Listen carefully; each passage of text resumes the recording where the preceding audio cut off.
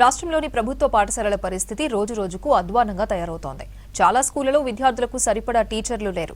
అలాగే చదువుకోవడానికి సరైన సదుపాయాలు లేవు. స్కూళ్లను పర్యవేక్షించే ఎంఈఓ, డీఈఓలు లేక పాఠశాల విద్య ప్రమాదంలో పడిందంటున్నారు విద్యావేత్తలు.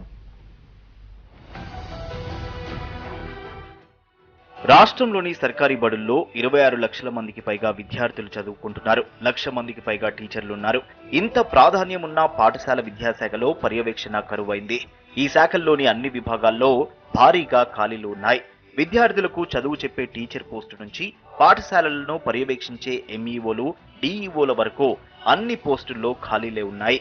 హెడ్ మాస్టర్లు, ఎంఈఓలు, డీఈఓలు వంటి పోస్టులను ఎక్కువ శాతం ఇన్ఛార్జీలతోనే నడిపిస్తున్నారు.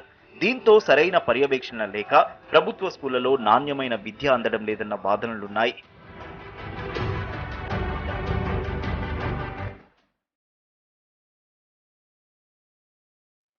రాష్ట్రంలో 33 జిల్లాలున్నాయి. ప్రతి జిల్లాకు ఒక డీఈఓ ఉండాలి. కానీ ప్రస్తుతం రెగ్యులర్ డీఈఓలు 7గురే ఉన్నారు. జిల్లాల సంఖ్య ఆధారంగా డీఈఓ పోస్టులను ఇంకా మంజూరు చేయలేదు.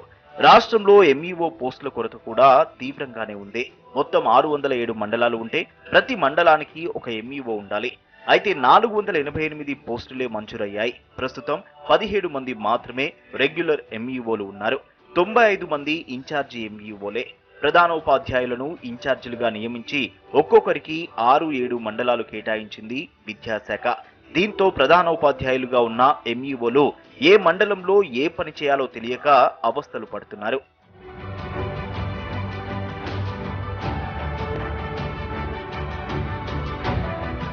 ప్రతి సంవత్సరం పాఠశాల విద్యాశాఖలో పోస్టులు ఖాళీ అవుతున్నాయి. వీటిని భర్తీ చేయడం లేదంటున్నారు విద్యావేత్తలు, ఉపాధ్యాయ సంఘాల నేతలు.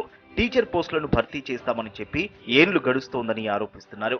కొత్త టీచర్లను నియమించకపోగా ఉన్న విద్యా వాలంటీర్లను తొలగించడంతో చాలా స్కూళ్లలో సరిగా క్లాసులు జరగడం లేదంటున్నారు.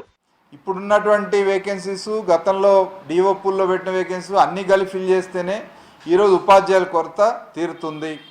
మరి ఉపాధ్యాయుల నోటిఫికేషన్ ఇవ్వాలనంటే, ఖాళీల భర్తీ కోసం నోటిఫికేషన్ ఇవ్వాలంటే ఉపాధ్యాయుల పదోన్నతులు జరగాల. పదోన్నతుల కంటే ముందు బదిలీలు జరగాలి. కాబట్టి బదిలీలు, పదోన్నతులు అనే కారణంతో వాళ్ళ అది కోర్టు కేసు ఉంది కాబట్టి కాలం అంతా గడిచిపోతూ ఉంది.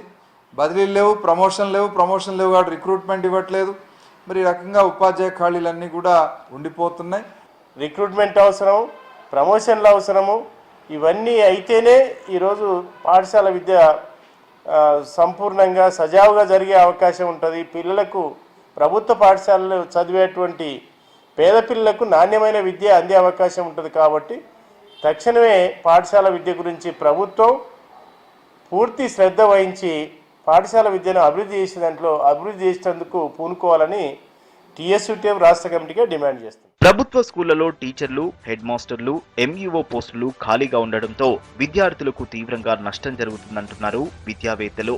ప్రభుత్వం ఇప్పటికైనా సర్కారు బడులపై దృష్టి పెట్టి నాణ్యమైన విద్య అందించాలని కోరుతున్నారు.